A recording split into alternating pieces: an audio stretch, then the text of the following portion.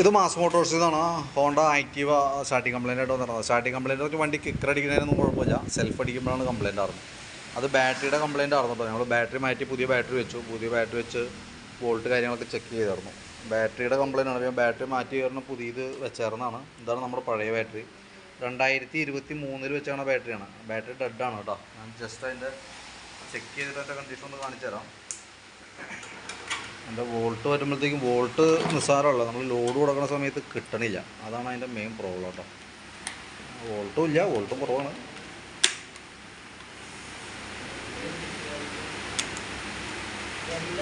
പതിമൂന്ന് വോൾട്ട് വരെ കാണിക്കുന്നുണ്ടോ? 13 വോൾട്ട് കാണിക്കുന്നുണ്ട്. പക്ഷെ നമ്മൾ ലോഡിലേക്ക് കൊടുക്കുമ്പോൾ ഫുള്ള് കട്ടായി പോവാം. അതായത് ഡെഡായ ഒരു അവസ്ഥയിലേക്ക് പോകണം കേട്ടോ.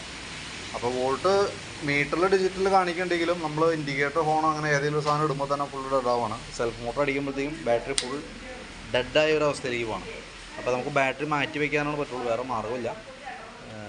അപ്പോൾ ഞാൻ അതിൻ്റെ ഒരു എസ്റ്റിമേറ്റ് ഇട്ടിട്ട് ഡീറ്റെയിൽസ് വാട്സാപ്പിൽ ഇടാം, അല്ലെങ്കിൽ വിളിക്കാം. നോക്കിയിട്ടൊന്ന് റിപ്ലൈ ഇടണം കേട്ടോ.